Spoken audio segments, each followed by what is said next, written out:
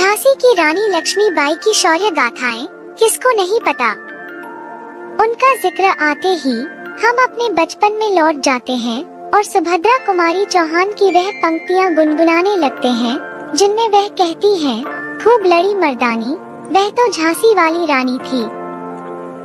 तो आइए सुनते हैं इतिहास के पन्नों में स्वर्ण अक्षरों में दर्ज रानी लक्ष्मीबाई की हिम्मत, शौर्य और देशभक्ति की कहानी।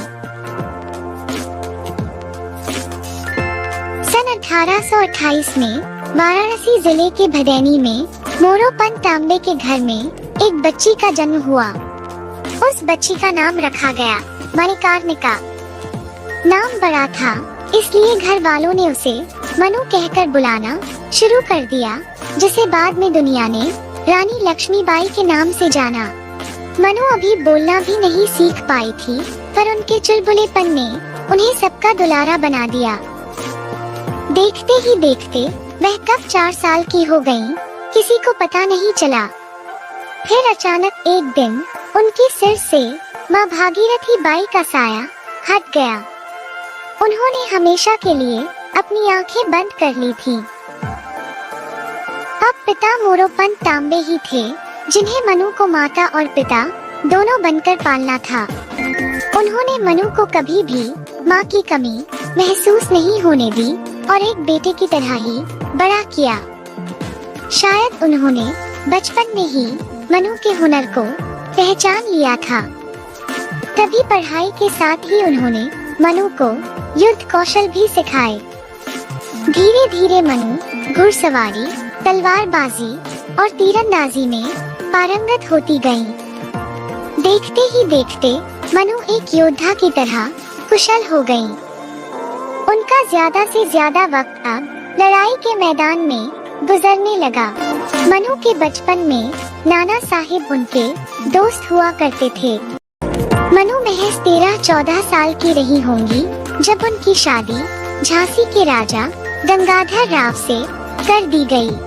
उन्हें एक पुत्र की प्राप्ति भी हुई थी, लेकिन 4 महीने की अल्पायु में ही उसकी मृत्यु हो गई। अंग्रेजों से अपने राज्य को बचाने के लिए राजा गंगाधर राव ने एक बच्चे को गोद लिया। बच्चे का नाम दामोदर राव रखा गया, लेकिन गंगाधर राव बच्चे के नामकरण के अगले दिन ही चल बसे। अपनी खुद की संतान न होने के कारण अंग्रेजी हुकूमत ने रानी लक्ष्मीबाई को झांसी छोड़ने का फरमान जारी कर दिया। गवर्नर जनरल लॉर्ड डलहौजी ने झांसी पर कब्जा कर लिया और रानी को गद्दी से बेदखल करने का आदेश जारी कर दिया। लेकिन स्वाभिमानी रानी ने फैसला कर लिया था कि वो अपनी झांसी अंग्रेजों को नहीं देंगी। जब अंग्रेजी दूत रानी के पास किला खाली करने का फरमान लेकर आए, तो रानी ने गरज कर कहा, मैं अपनी झांसी नहीं दूंगी। जनवरी 1858 में अंग्रेजी सेना झांसी पर कब्जा करने के लिए आगे बढ़ी। लक्ष्मीबाई युद्ध के मैदान में कूद पड़ी और उनकी सेना ने अंग्रेजों को आगे बढ़ने से रोक दिया। लड़ाई 2 हफ्तों तक चली और अंग्रेजी सेना को पीछे हटना पड़ा, लेकिन अंग्रेज बार बार दोगुनी ताकत के साथ वापस आ जाते। झांसी की सेना लड़ते लड़ते थक गई थी। आखिरकार अप्रैल 1858 में अंग्रेजों ने झांसी पर कब्जा कर लिया।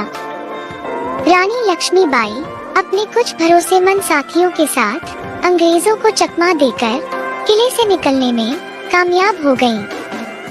रानी और उनकी सेना कालपी जा पहुंची और उनके द्वारा ग्वालियर के किले पर कब्जा करने की योजना बनाई गई। 30 मई 1858 के दिन रानी अचानक अपने सैनिकों के साथ ग्वालियर पर टूट पड़ी और 1 जून 1858 के दिन ग्वालियर के किले पर रानी का कब्जा हो गया। ग्वालियर के किले पर रानी लक्ष्मीबाई का अधिकार होना अंग्रेजों की बहुत बड़ी हार थी। अंग्रेजों ने ग्वालियर के किले पर हमला कर दिया।